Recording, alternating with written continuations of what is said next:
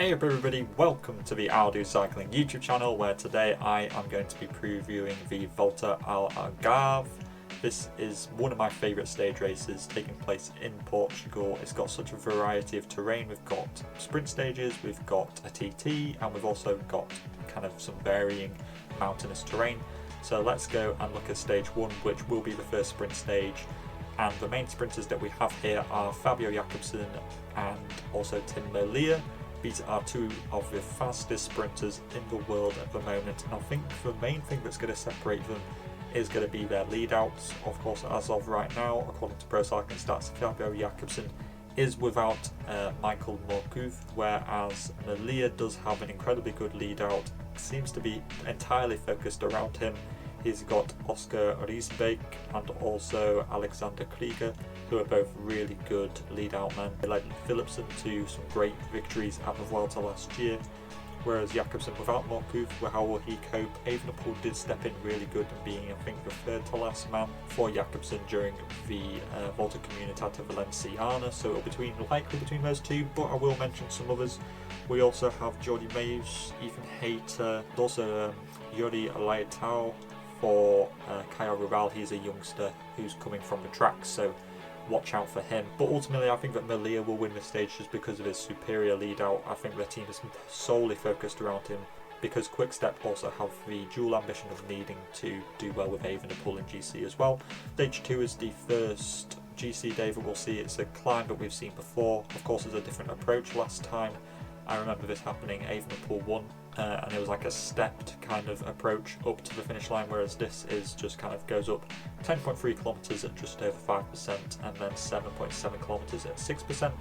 So it's definitely going to be, it's a little bit of respite between the two, but it's going to be a big GC day for the climbers. The main guy, Remco Evenepoel, is of course here looking to try and recreate what he did in 2020, but you've got some good competition here. There's Sergio Higuita, who does well in these kind of early season stage races. You've also got W52 FC Porto, who bring a big roster of riders, and it's really important for these Portuguese kind of teams to show themselves really well against these World Tour teams in such a race. They've got Amaro Antunes, who of course used to ride for CCC, and Tobias Foss could do well here, Jonas Zagir. Who will INEOS go for? I haven't even mentioned INEOS yet, but they have, even Hayter. Kwiatkowski, of course, has won this race before. You've got Geraint Thomas, Tom Pidcock. You've got such a variety of riders there. For me, I almost think that Pidcock could be the rider, but we've never seen him do a GC performance like this before. We have seen him do really well in one-day races. I don't see why that couldn't transfer into a one-week stage race here. McNulty would be UAE's guy, especially since this has a really good opportunity of finishing on the podium in GC with the TT. But I think that Remco Evenepoel will replicate 2020 and win stage 2 of the Volta Algarve.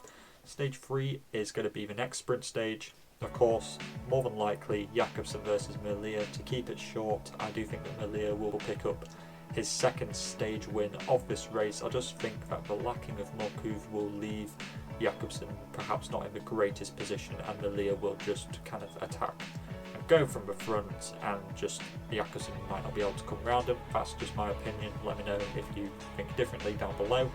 So stage 4 is the TT, and this is why I love Volta Algarve. It's got such varying terrain, 32 kilometers. It's a really big TT, and you're going to be suffering if you're not a TT specialist.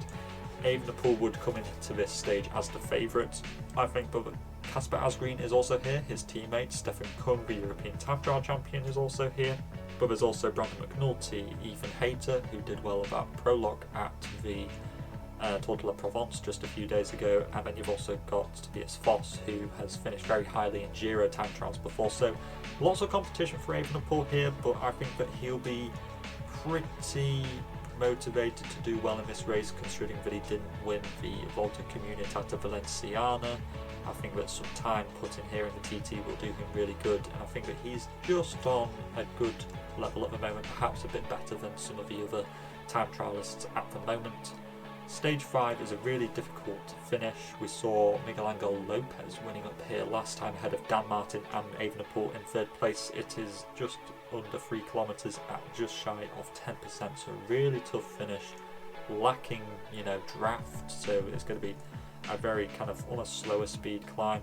But guys who you'll be looking to do well here, Go Do is here. He really suits this climb. He's finished top 10 in this stage before. Pidcock, of course, this is very reminiscent of like the Merlier. We've seen him do pretty well there before. Evenepoel, yep, of course, he has to be included here. Warren Barguil, this suits as well. Sergio Higuita, Samuel Battistella, who looked good at the Tour de la Provence just literally a few days ago. Maybe even like a George Zimmerman and Tobias Bayer for Alpes and Phoenix. How will he go? Will McNulty be able to limit his losses? All questions which need to be answered. For me, I think that Evenepoel probably won't win this. He'll be quite content with just taking first place on GC and somebody else can take the win here. I think that David Gaudu will win this stage of the Volta Algarve just because he might be a bit further down on GC after the time trial, evidently, so therefore he might be allowed a bit more leeway to win this stage 5. But that will lead me into the GC podium for this race. Ultimately, I think that Remco Evenepoel will win this race. I think that after the Volta Comunitat Valenciana, he'll be looking to win this race quite convincingly, especially with that big TT. But because of those TT kilometres, likely the other two guys behind him will be good time trialists too, so I'm going to go with Brandon McNulty to finish in 2nd place. And then I am going to go with Tobias Foss to finish in 3rd place. And yeah, that is my Volta Algarve predictions and my preview of this race. And all that is left to say is to keep safe out there, and I will speak to you in the next video. Salut!